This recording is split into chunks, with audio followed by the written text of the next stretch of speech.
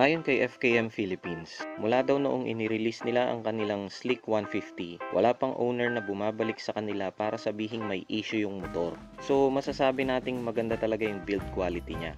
Pero maliban sa build quality, isi-share ko sa inyo yung iba pang mga rason kung bakit pwede mong i-consider na bilhin tong motor na to. Unahin na natin yung performance.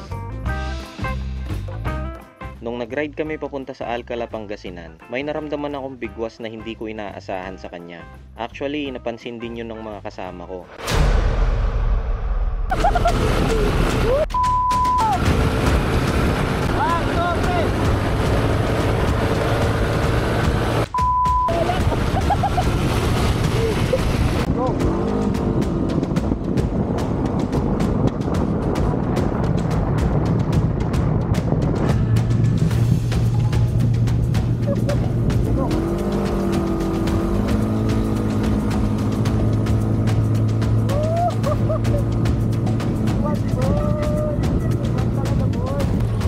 Palit. Baka sa driver lang to. Go.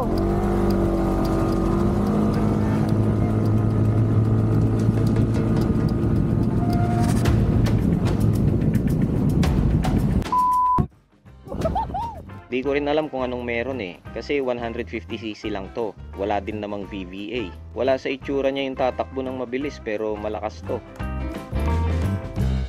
Para sa isang 150cc na naka CVT, matipid siya sa gas. Naiinggit nga sa akin yung naka NMAX na kasama ko nun Kasi nag full tank siya nung umalis kami sa QC, tapos nagpapa full tank na siya ulit, pero yung Slick 150 na ginagamit ko, marami-rami pang laman.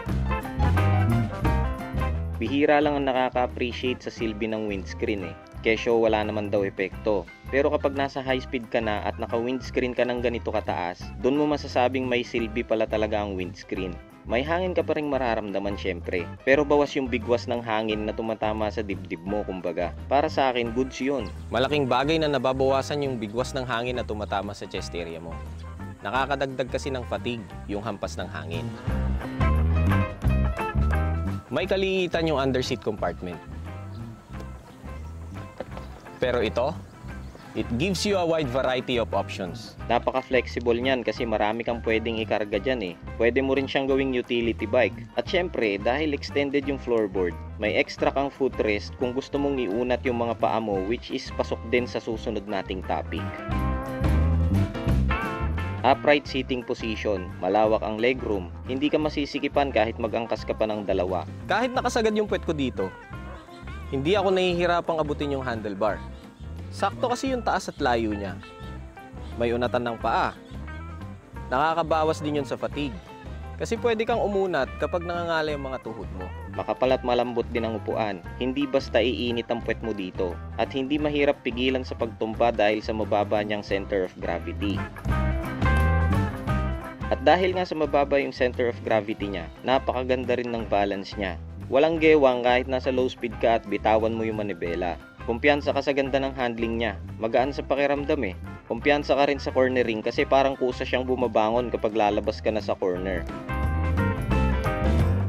At gaya nga ng nabanggit ko sa intro, solid yung build quality nitong Slick 150. Walang kalampagan, beefy yung mga parts, beefy yung brake levers, beefy yung handlebar, beefy yung mga switches and buttons, beefy yung pillion foot pegs, beefy yung built-in top box bracket, beefy yung stems ng side mirrors.